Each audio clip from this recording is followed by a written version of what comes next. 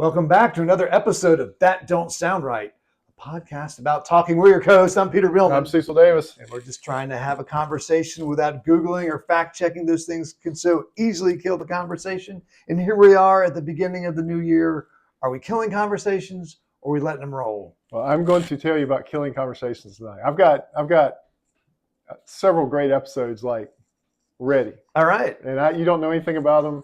Is it one of those? We've got some it's one of props on the those. table. Okay, yeah. So what all this is? Okay, this Yeah. is not a prop. This is my water.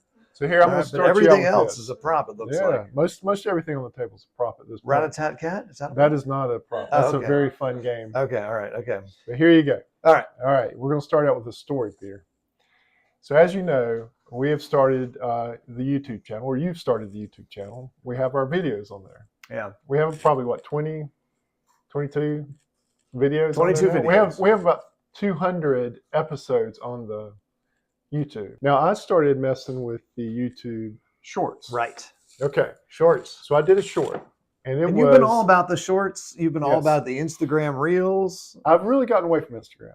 I really like the YouTube platform. I like the YouTube Shorts. So I've done several now. Yeah. Now I did one that was poorly edited, and I thought the subject was iffy at best. Which one was that? I think it was the salt shaker one, the first one. Okay. Yeah. Right. 1,300 views. Right. 1,300 views. Yeah. 1,300 views. Yeah. All right. That's a lot for us. For us. Yeah. Now, I know there's other people out there that's 5 minutes worth of work, but Right. that's a lot for us. Yeah. It is.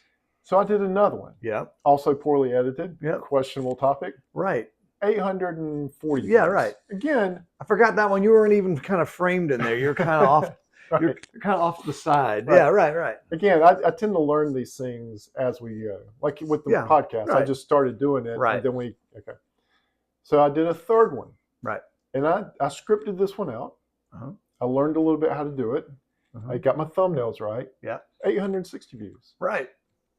So then I watched multiple videos. Okay. And I chose the videos that I watched. So if it was a video that told you how to do a YouTube short, Yeah. and it only had 1 million views, I didn't watch that guy or that girl. All What right. do they know?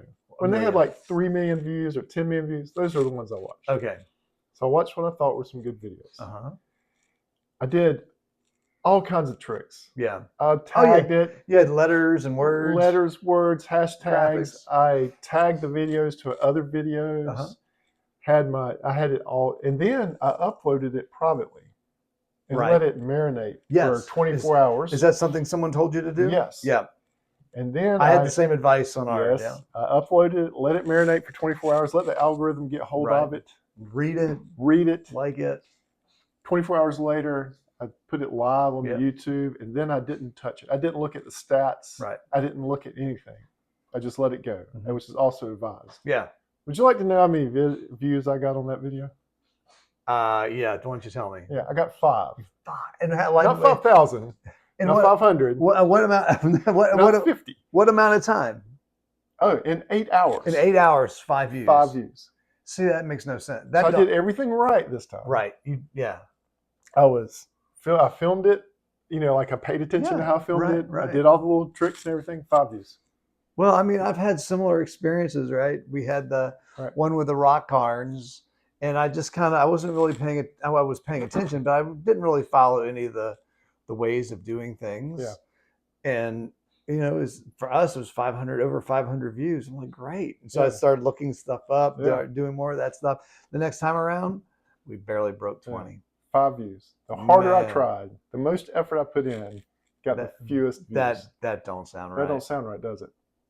So what are your Well, that's just what are your conclusions? I don't know. I don't know what to make of this. Right. I mean, there's obviously an algorithm that chooses who gets shown what, but I don't think anybody's really figured it out. Well, that might be the case, and they probably change it, so you can't figure it out. Yeah. But I wonder if you were to just go back the way you did things, right.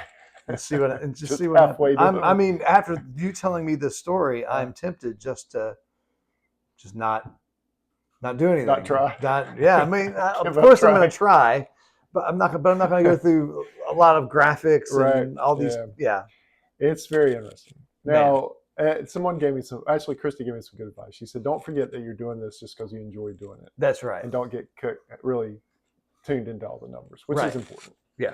All right. So that's the first thing I thought we should talk about tonight. Is just the absurdity of how these things happen. And you really have to get, I think you know the numbers for sure. Yeah, we have to have 1,000 followers on YouTube. About 1,000 subscribers. And then you have to have like a few million views on shorts or whatever per 90 days to be monetized. Okay. Yeah. I mean, you don't need that many views and videos to get to that point. You just really need 1,000 subscribers and a couple and several hundred views though before they're interested in you. So if you're that first time viewer or if you're a long time viewer, just hit that subscribe button. Don't even hit the like button. We don't just hit the subscribe button. Now I will say that when we get a listener or a subscriber, usually we keep them. Yeah. Like I think it's a sincere win when we get one. Right. It's not just a liking. All right, I've got the first thing we're going to kick off the year with this year. I got something for Christmas, Beer. What's that? I got the Farmer's Almanac. We talked about this at some point. Yeah, and I think that's maybe why I ended up getting this as a gift. What a great gift! Yeah, I'd forgotten about this. So I have never actually looked in one. You've never looked in an almanac? Have you? Oh yeah. I've never looked in one. For the people, usually at the beginning of the year, someone will say, "Well, our Farmer's Almanac is out, and it says it's going to be a cold summer. It's going to be dry. Start planning now."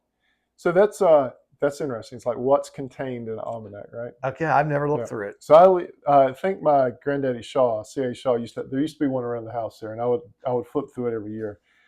So there's a lot of things in here, and I think with the almanac, messy. Yeah, absolutely. I've got some things marked there. So okay, so it's Bloom's Almanac for Farmers and Planners Almanac for the year 2026, being second after Bissexville or leap year, containing 365 days and until July 4th, the 250th of our independence. That's right. That's celebrated this year. Old Salem. Yeah, there's something about Old Salem at the bottom. Interesting. Yeah, so this is the Farmer's Almanac. 198th edition. Yeah, they've been doing this for a while. Whoa. Now, who's they?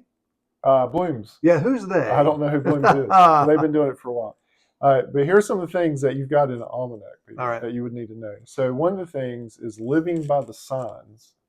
All right. So these are living by the zodiac signs. Now, those signs. Really? These aren't like astrology. This is the signs like when the moon and the sun and the stars are in a certain spot. Okay. All right. Okay. All right. Yeah. So this isn't the horoscope. It's not the horoscope, but it's basically where the planet is. Right. Where the planet is in time. So you should be doing something. Some people do these things by the signs. So if you dig root crops, so like potatoes, you should do that during the full moon. If you dig them for seed. Okay. All right. You should wean children and animals in a waning moon. Oh, really? Yeah. You should stop smoking or drinking in the signs of Pisces or Capricorn. No, that's a little weird. Yeah. So castration should be done in the fourth quarter. Whose fourth quarter? Fourth quarter of the of the year? Of the first quarter phase of the moon. Oh, okay. Okay. The fourth quarter of the moon. Okay. Select a time when the sun is below the waist for dental work. Select what? When the sign is below the waist. I don't even know what that means. The sign is below the waist. What sign? One of the signs, I guess. These are miscellaneous. So kill hogs and farm meat during the week after a full moon. So anyways, this is one of the things that are in here. And this is the one I remember. I had no idea that kind of thing was in there. Yeah. The ones I remember. Let me ask you a question. Do you know, growing up reading that, does it change? Year to year? Yeah. I don't know if that changes year to year. Living by the signs? Living by the signs. Do they alter the signs a little? I don't know. Okay. That's a good I'm question. guessing not. This is probably a standard section. Now, I've heard this before, that you rid your lawn of wild onions during the sign of Leo. Sign of Leo. Yeah. When's that? I think that's in August sometime. Oh, okay. Yeah. All right. So this is the one I always liked. The Bloom's Almanac for fishing. Oh, yeah. So these are all the months of the year in here. And then they have a fish sign on each one. And the blacker the fish sign is, that's the better fishing days. And so if you were going to go fishing, it will tell you when the better fishing days are. You should totally hold this up for the camera. So, yeah, so there's a fishing calendar for the entire year. That's one thing that's always in there. The other thing that I think is that so. I wonder if this is similar to the solar calendar. Have you heard of the solar calendar? yes, for coastal fishing or any fishing. Oh no, it's use that for hunting and fishing. Yeah. It talks about, yeah. it I'm sure it's very similar to okay, that. okay. Explain about the solar character. So the solar calendar, it basically talks about in terms of moon phases in times of the year when animals are the most active. Yeah. And that's when you want to be out there hunting. Right. It actually narrows it down to the time of day. So right. maybe these 2 hours in the morning and these 2 hours at night, but that shifts as the moon shifts, it's phasing, it'll shift too. And so you want to time your hunting right. or your fishing right. around those times. I'm sure they probably base. I wonder if it's the same thing because I see the count. Yeah. And because it's showing when the first full moon, the last moon is, all that in there. Now, I thought this is interesting. They give the average frost dates for every state. All right. So for North Carolina, can I guess? Yeah. So we'll use. It actually has Winston-Salem in here. All right. So the last frost in the spring will be April 15th. Wow. Very close. Yeah. April 12th. All right. Is the prediction. First frost in the fall. Oh, first. I don't know that one. October 30th. Everything's dead before I get there. Everything's. How did you know the 15th? Everything's dead by July around my garden. That's right. A bunny does a little bit better job, but the things I'm responsible for, they're either not producing or they're dead by July. How did you know the 15th? It's just something we've always known. And right. so that's the average. The average last frost. Does it tell you the absolute? Is this the absolute or the average? This is absolute. Okay. Oh, well, I'm sorry. No, this is the average. Average frost dates. Does it tell you the absolute? No. Okay. Because there are usually two dates. There's the absolute. Yeah. Like you plant after this, you're going to be fine. And then there's the average. Yeah, I don't think these are. We always go average. Our absolute is a month later. So we're talking about in the middle of May is your absolute last one. So it says the possibility of frost occurring after the given spring date is 50%. 50%, right. I mean, that's not good odds. I mean, I buy a lottery ticket for 50%. All right. So the other thing they have is, of course, the weather forecast. So you can flip through for each month, and for each region of the country, it'll give you a predicted weather forecast. Yeah, so that's well, it's going back. It actually has Winston-Salem. Yeah, it actually has Winston-Salem in here. So April 12th and for October North 30th. Carolina, there's North Carolina, Fayetteville, and Winston-Salem. No kidding. I'm not sure why they picked those two cities, but that's what they picked. Yeah, well, I guess that's really Winston-Salem is probably the furthest west. It's going to happen quicker over here. Yeah. And Fayetteville is probably right smack in the middle of the sand hills. And it would probably be much different, like in the mountains. Right. Yeah, you're not planting too much in the mountains. Right. Until everything's done. But. Yeah. So that's these are interesting. You have to look through it. And they have articles in here. Like there's going to be an article in here, I'm sure, about the 250th anniversary. It's not of America. That's the Almanac. I thought you'd find that fascinating. Oh, that is because we had talked about this before, and Well, so what's the forecast for us this year? I didn't look at the forecast for Winter. Us this year. Okay, so we got the Winter Olympics. But people like boost your health with cinnamon. Yeah, there you go. They'll have little helpful articles like that. The thing that always struck me a little weird about this is the sign thing. I think that's always a little dubious when people get in there. But some people really plant by the signs, harvest by the signs, and do certain things by the signs because they think it. And I'm sure it has to do more with weather patterns and when things heat up and cool down. Than anything else. Yeah, I think it's just the fact that they use the constellations as reference points. Yeah. And when you can see an entire constellation, then you're somewhere on the calendar. Yeah. And so that's the best time to do something. And we really do a lot of things like that. Like people say you only eat oysters in months that have an R or something like that. Right. Yeah. March, April. Yeah, I think or with a Y. I don't remember. End with a Y. I wouldn't trust my R. Yeah, maybe it ends with an R. Ends with an R or something like that. Yeah, so there's certain ways we talk about things. The way you have these little witticisms to keep yourself safe. You don't wear white after Labor Day. See, Yeah. you know. But anyways, so this thing is full of that. So I thought you would find that pretty interesting. No, that's good. Yeah.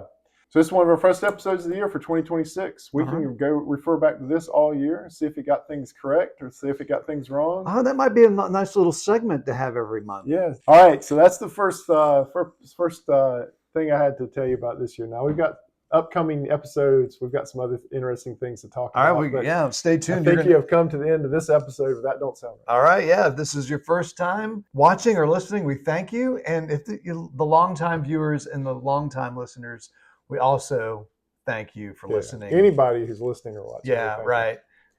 And we enjoy doing it, but hit that subscribe button on the listening platform that you use or on YouTube. Again, you won't get an email from us. It just helps others find us and join the conversation. Yeah. And so That Don't Sound Right is a production of TSCR Podcast in conjunction with Campbell City Studios. Well, here we are. Peter and Cecil, we are your co-hosts. We have people that help us. Camille is our barista. Emily does our graphic design. Ella does our Instagram. Giorgio tests our merchandise. Brent is our international brand ambassador. And as always, listener number one is Scott. So until next week, keep talking. And stay curious.